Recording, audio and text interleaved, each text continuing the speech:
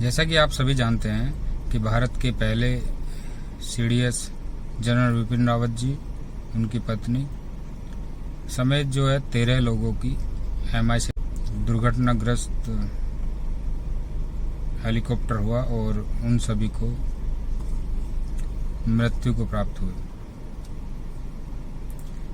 पहले तो ये मतलब समझ ही नहीं आ रहा है कि विश्वास ही नहीं हो रहा है कि ऐसा हो गया, क्योंकि हमारे देश को एक बहुत लंबे समय से एक सीडीएस की जरूरत थी।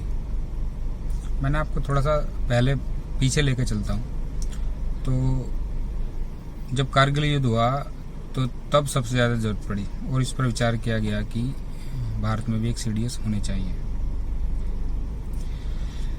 उस समय बीजेपी की गवर्नमेंट थी और फिर बीजेपी की गवर्नमेंट चली गई और फिर आपको पता है कौन सी सरकार आई जो इस देश को वैसे ही ख़त्म करने पर तुली हुई है। तो ये बातें सब बंद होगी। फिर दोबारा से बीजेपी की गवर्नमेंट आई, मोदी जी प्रधानमंत्री बने और तब हमारे देश के प्रथम सीडीएस श्री जनरल बिपिन रावत जी को चुना गया। और जैसा उनके बारे में सुना गया था उससे ही ज़्यादा उन्होंने काम किया। तीनों सेनाओं को एक मंच पर लाए, उनकी क्या ज़रूरतें थी वो उन्होंने पूरी की। 3 स्ट्राइक भी हुई जो कि बहुत सफल हुई और वो उन्हीं के ही देखरेख में हुई। आज जब वो मृत्यु को प्राप्त हो चुके हैं तो पूरा देश उनके लिए प्रभु श्री राम से प्रार्थना कर रहा है कि प्रभु श्री राम उनको अपने चरणों में जगह दें, क्योंकि वो हमारे देश के महानायक थे। नायक नहीं, महानायक, असली हीरो। और वो हमेशा अमर रहेंगे, हमेशा देशभक्तों के दिलों में रहेंगे और ये देश उनको याद भी करेगा। आपने देखा भी होगा कि जब उनको मुखाग्नि के लिए ले जाया जा रहा था उनके घर से, तो स्कूल में पढ़ने वाले बच्चे अपनी स्कूल से छुट्टी होने के बाद कंधे पे बैग टंगा था, उसके साथ वो भाग रहे थे। वो लोग जो ना तो उनको सेना से कोई मतलब था, ना वो किसी मंत्री के बच्चे थे या किसी राजनीतिक पार्टियों से थे, वो एक आम जनता थी। और आम जनता को पता था कि आज उनके जो हीरो हैं, जो महानायक हैं, वो इस दुनिया में नहीं रहे हैं। लेकिन इन सब के बावजूद भी ऐसे कुछ घटिया लोग, कुछ नहीं, बहुत बड़ी तादाद है उनकी, मैं गलत बोल गया, बहुत बड़ी तादाद है, वो लोग लगातार जैसे ही जनरल साहब की मौत की खबर मिली तो हंसी के ठाकों की जो इमोजी है वो सोशल मीडिया पर डालने लगे।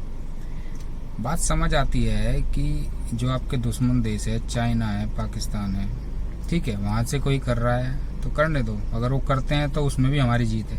लेकिन देश के अंदर ही बैठे हुए लोग हमारे महानायक, इस देश के महानायक का अपमान कर रहे हैं, वो कैसे सहनीय हो सकता है। और ये लोग ना, मैं ये नहीं बोलूँगा कि ये लोग जो हैं किसी विशेष समुदाय से, ना, ये किसी विशेष समुदाय से नहीं, मैं खुलकर बोलूँगा ये मुस्लिम लोग हैं, वामपंथी हैं, लिब्रांडो हैं। यही लोग हैं जिनकी 30 करोड़ से ज़्यादा की आबादी हो चुकी है।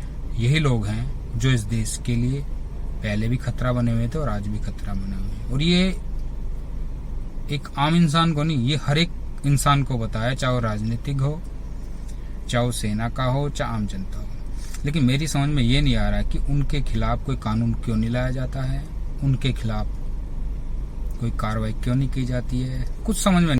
पहले स्ट्राइक हुई तो इन लोगों ने सबूत मांगे, इन लोगों ने बोला कि सेना झूठ बोल रही है, मतलब हमारी सेना झूठ बोलेगी।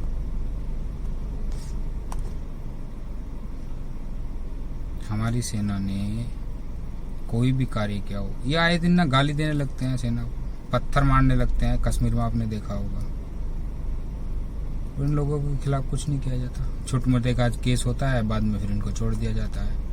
अभी इन्होंने गाली दी, कहाँ पकड़े गए, किस भारत के किसी भी शहर में नहीं पकड़े गए। खाली एक बंदे की खबर आई है कि उसको पुलिस ने गिरफ्तार किया है राजस्थान से, उससे क्या होगा। इनके दिल में डर ही नहीं है, ये लोग खुलेआम सड़कों को जाम कर देते हैं, दंगा कर देते हैं। दिल्ली दंगा देखा होगा, शाहीन बाग देखा होगा। फिर इनके खिलाफ कार्रवाई क्यों नहीं की जाती है? ये मेरी समझ से बाहर है। मैं मोदी जी, गृह मंत्रालय, अमित शाह जी से आग्रह करूंगा कि ऐसे लोगों के खिलाफ कानून बनाया जाए और कड़ी से कड़ी कार्रवाई की जाए, देशद्रोह का मुकदमा किया जाए, ताकि ये लोग भविष्य में ऐसा तो कुछ ना कर सके और ना ही इनके जो फॉलोअर है वो ऐसा करने की हिम्मत कर सके। वरना तो ऐसे तो हमारे हीरोज का, हमारे महानायकों का अपमान होता रहेगा।